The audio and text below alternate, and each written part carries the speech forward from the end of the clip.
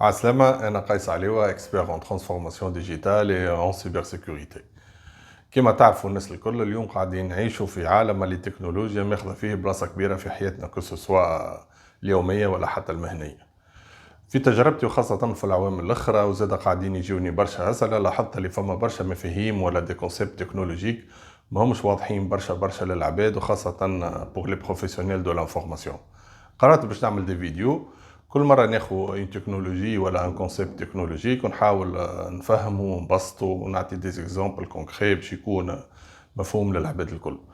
وبيان سور لي فيديو هذوما باش يكونوا ديستيني للعباد الكل que ce soit pour les professionnels de l'information ولا حتى pour les décideurs au niveau des entreprises حتى كان ما عندهمش un background تكنولوجيك. بالطبيعة ما نجموش نحكيو على لا تكنولوجي وما نحكيوش على لا transformation digitale. Le concept de la transformation digitale, c'est un concept qui est très large et il va nécessiter plusieurs vidéos. Le vidéo الأولى متاعنا باش تكون sur la transformation digitale, la définition de la transformation digitale ou l'impact de ces transformations sur notre vie de tous les jours.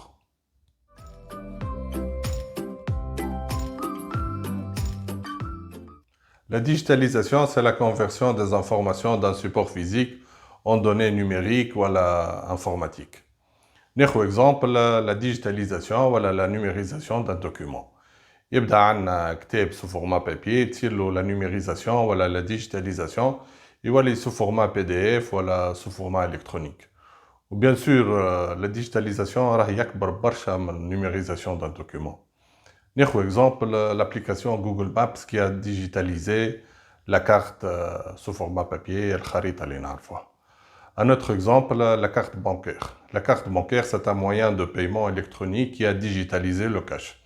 اليوم كي باش تمشي تقضي ما عادش تستحق باش تهز معاك كاش، تبدا عندك لا كارت بانكير تقضي به. Un autre exemple, le courrier électronique qui a digitalisé le courrier traditionnel. قبل الجوابات كانوا يمشيو بين العباد sous format papier، اليوم الجوابات ولاو sous format électronique يقعدوا quelques secondes. Un autre exemple, le login ou le mot de passe, اللي تدخلوا بهم les applications, c'est une forme de digitalisation. في الكا هذا nous avons digitalisé une identité physique رديناها une identité numérique اللي هي تتمثل في اللوجين والمود باس نتاعك. Un autre exemple, l'appareil photo ولا السمارتفون. اليوم تنجم تاخذ تصاور ولا تاخذ des vidéos d'une scène ولا d'un paysage كيف. Le paysage physique هذا نجمو نردوه sous format électronique, sous format image ou la vidéo grâce à un appareil photo.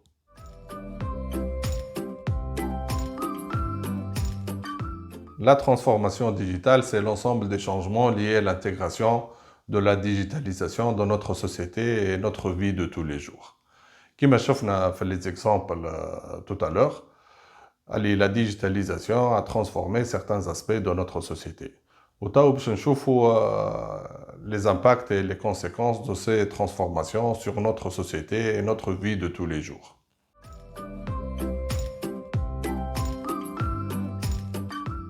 عام 1800 أكثر من 60% من اليد العاملة في العالم تخدم في القطاع الفلاحي. كان ناخذوا مثلا فرنسا وإيطاليا 60% من اليد العاملة كانت تخدم في القطاع الفلاحي. اليوم النسبة هذه طاحت إلى أقل من 3%. ناخذوا بار اكزومبل زاد الولايات المتحدة الأمريكية، النسبة هذه تمثل 1.6% بالرغم أن الولايات المتحدة من أكبر الدول الفلاحية في العالم. فما شكون باش يقول لي اللي العباد هذوما بالطبيعة توجهوا للقطاع الصناعي؟ مش بالضبط. كان ناخذوا مثلا فرنسا نشوفوا اللي نسبة اليد العاملة اللي تخدم في الصناعة تمثل 20%. إيطاليا 26%، الولايات المتحدة من أكبر الدول الصناعية في العالم 19%، الصين لوزين دو موند 26%، وألمانيا زاد من أكبر الدول الصناعية المصدرة في العالم، النسبة هذه تمثل 27%. اليوم جل اليد العاملة ولات تخدم في قطاع الخدمات. الولايات المتحدة 79%، الصين 56%، ألمانيا 71%. على مستوى العالم الكل 51% من اليد العاملة في العالم تخدم في قطاع الخدمات. دونك اليوم المستقبل في الخدمات. كان ناخذ مثال تونس 43% من اليد العاملة تخدم في قطاع الخدمات، 42% في القطاع الصناعي و13% في القطاع الفلاحي. مع الثورة الصناعية اللي صارت عام 1780 جل اليد العاملة اللي كانت تخدم في القطاع الفلاحي ولا تخدم في القطاع الصناعي. مع الثورة الرقمية اللي صايرة تو، جل اليد العاملة في العالم ولا تخدم في قطاع الخدمات.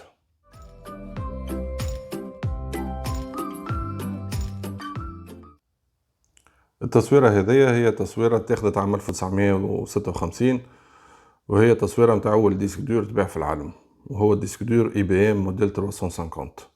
الديسك دور هذا يوزن 1000 كيلو وسومه عام 1956 160 ألف دولار، فيما يعادل 1.3 مليون دولار بفلوسنا تو.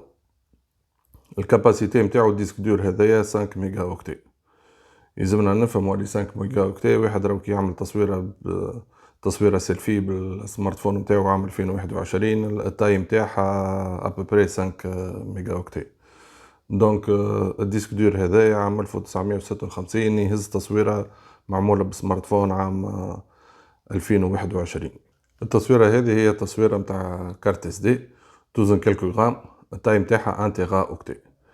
سومها الكارتة هذه اليوم أقل من 250 دولار، يعني لو 1 جيجا سومه أقل من 0.25 دولار. Un autre exemple, celui de la téléphonie mobile. كان ناخذوا لو نومبر دو بوس موبيل في العالم نلقاو اللي النومبر هذايا يعادل 105% من سكان العالم، يعني فما بليس دو بوس موبيل كو دابيتون دون لو موند. بار اكزومبل ناخذوا الكام تاع الولايات المتحدة الأمريكية، التو هذايا يعادل 120%، وفي تونس 125%، يعني فما 125 بوس موبيل على 100 ساكن في تونس. اليوم avec la chute vertigineuse des prix des composants électroniques اللي كونوا لي بي سي لي تابلت ولا السمارت فون، التكنولوجيا ولات ما عادش حكر على جزء معين من سكان العالم، ولات اكسيسيبل ا تو البوند.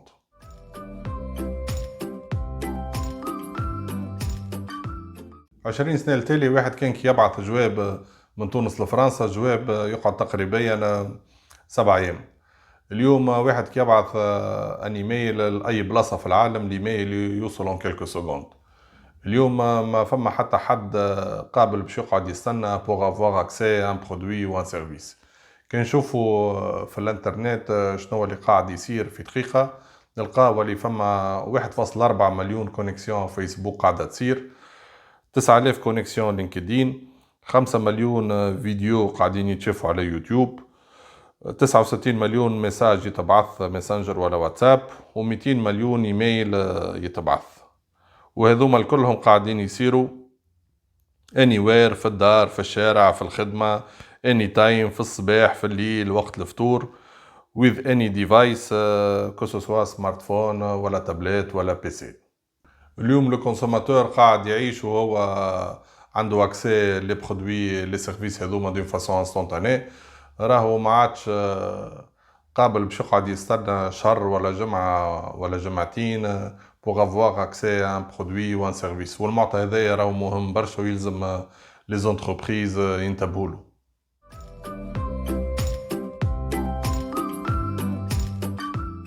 Parmi les indicateurs اللي نشوفوا بهم l'adoption d'une innovation ولا d'une technologie، عندنا le temps nécessaire à une technologie pour atteindre 50 millions d'utilisateurs.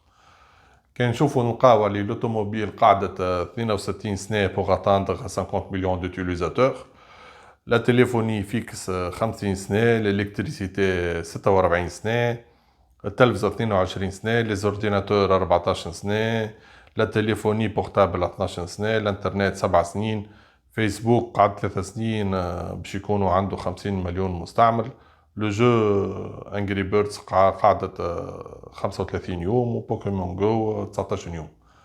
90% من التكنولوجيا اللي قاعدين نستعملوا فيها اليوم عمرها أقل من 15 سنة، كيما l'impression 3D، le big data، le deep learning، l'intelligence artificielle، la crypto-monnaie، Android، Facebook، le cloud computing، تيك توك، etc.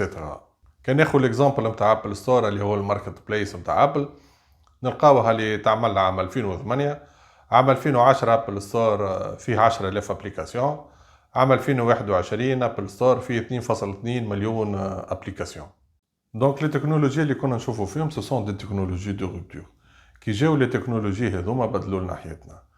اليوم احنا متاكدين اللي فما دي نوفيل تكنولوجي مازالوا باش يجيو.